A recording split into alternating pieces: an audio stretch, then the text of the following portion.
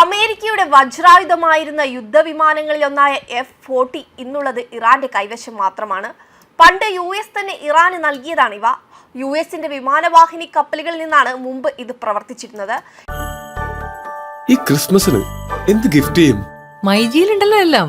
Home appliances, kitchen appliances, small appliances, glass and crockery, digital gadgets, digital accessories, കൂടുതൽ ഓഫറുകൾ, കുറഞ്ഞ EMI. നേരെ മൈജിയിലേക്ക് പോയ പോരെ. എന്നാൽ ഇന്ന് അമേരിക്ക ഇറാനെ ആക്രമിക്കാൻ തയ്യാറായി നിൽക്കുമ്പോൾ ഉയരുന്ന ചോദ്യം, അമേരിക്ക നൽകിയ അതേ ആയുധം വെച്ച് ഇറാൻ അമേരിക്കയെ തിരിച്ചടിക്കുമോ എന്നാണ്. ഗ്രൂമാൻ എയർക്രാഫ്റ്റ് കോർപ്പറേഷൻ നിർമ്മിച്ച ഈ സൂപ്പർസോണിക് ഇരട്ട എഞ്ചിൻ സ്വീപ്പ് വിംഗ് യുദ്ധവിമാനം ടോപ്പ് ഗൺ ആയാണ് ഒരു കാലത്ത് അറിയപ്പെട്ടിരുന്നത്. ശക്തമായ റഡാറിനും ദീർഘദൂര എയർ ടു എയർ മിസൈലായ AIM-54 ഫിനിക്സിനും പേരുകേട്ട ഈ പൈതൃക യുദ്ധവിമാനം US പിൻവലിച്ചിരുന്നു. ദീർഘദൂര മിസൈലുകൾ വിക്ഷേപിക്കാൻ കഴിയുന്ന ബോംബറുകളിൽ നിന്ന് കാരിയർ സ്ട്രൈക്ക് ഗ്രൂപ്പുകളെ സംരക്ഷിക്കുക എന്നതായിരുന്നു F-40ന്റെ പ്രധാന ജോലി. 1970കളിൽ ഇറാൻ മിഡിൽ ഈസ്റ്റിലെ പ്രധാന സഖ്യകക്ഷിയായിരുന്ന കാലത്ത് US ഇറാന് 79 F-40 വിമാനങ്ങൾ വിറ്റിരുന്നു. ഈ കരാർ ഇരു രാജ്യങ്ങളുടെയും സൗഹൃദം അരക്കിട്ടുറപ്പിച്ചു. എന്നാൽ ഇറാനിയൻ വിപ്ലവത്തിന് ശേഷം ബന്ധം വഷളായി. പതിറ്റാണ്ടുകളായി തങ്ങളുടെ വിലയേറിയ F-40 വിമാനങ്ങൾ നിലനിർത്താനുള്ള പ്രയത്നത്തിലാണ് ഇറാൻ. അനേകം എണ്ണത്തെ ഒരേ സമയം പ്രവർത്തനക്ഷമമാക്കാനുള്ള പ്രതിസന്ധി കണക്കിലെടുത്ത് ഒന്നിലേറെ F-40 വിമാനങ്ങൾ ഇറാൻ സ്വമേധയെ നശിപ്പിച്ചിട്ടുണ്ട്.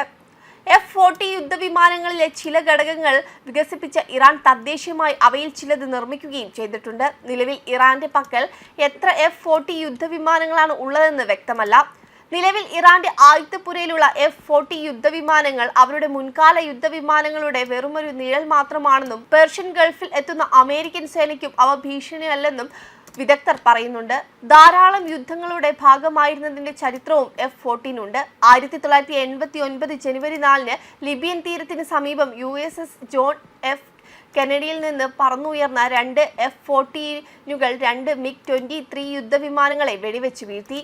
അതേസമയം ഇറാനിയൻ സ്ഥിതി വഷളാകുന്ന സാഹചര്യത്തിൽ ഇന്ത്യക്കാരോട് അവിടം വിടാൻ മുന്നറിയിപ്പ് നൽകിയിരിക്കുകയാണ് ഇറാനിലെ ഇന്ത്യൻ എംബസി. ഇറാനിലെ പ്രതിഷേധങ്ങളിൽ മരിച്ചവരുടെ എണ്ണം 2500 കവിഞ്ഞ സാഹചര്യത്തിലാണ് എംബസിയുടെ മുന്നറിയിപ്പ് വന്നത്.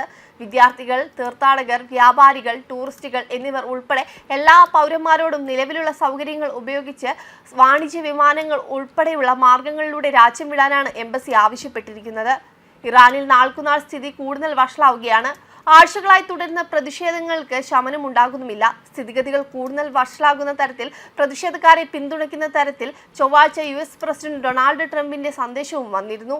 പ്രതിഷേധക്കാരോട് സ്ഥാപനങ്ങൾ ഏറ്റെടുക്കാൻ ആഹ്വാനം ചെയ്യുകയും പിന്മാറരുതെന്ന് അഭ്യർത്ഥിക്കുകയും ചെയ്ത ട്രംപ് US-ന്റെ സഹായം വൈകാതെ അവിടെ എത്തുമെന്നും പറഞ്ഞിരുന്നു. എന്നാൽ ഇതിന്റെ കൂടുതൽ വിശദാംശങ്ങൾ പുറത്തു വന്നിട്ടില്ല. അതേസമയം അമേരിക്കയും ഇസ്രയേലും പ്രക്ഷോഭകരെ പ്രോത്സാഹിപ്പിച്ച് രാജ്യത്ത് അസ്ഥിരത പടർത്തുകയാണ് എന്നാണ് ഇറാനിയൻ ഉദ്യോഗസ്ഥർ ആരോപിക്കുന്നത്. മാത്രമല്ല, പ്രക്ഷോഭത്തിന്റെ ഭാഗമായി ഇതുവരെ നടന്ന മരണങ്ങളുടെ എല്ലാം ചുമതല അവർ ഭീകരവാദികൾ എന്ന് വിളിച്ച് പ്രതിഷേധക്കാരുടെ തലയിൽ കെട്ടിവെച്ചിട്ടുണ്ട്. വെബ് ഡെസ്ക് കർമ്മ ന്യൂസ്.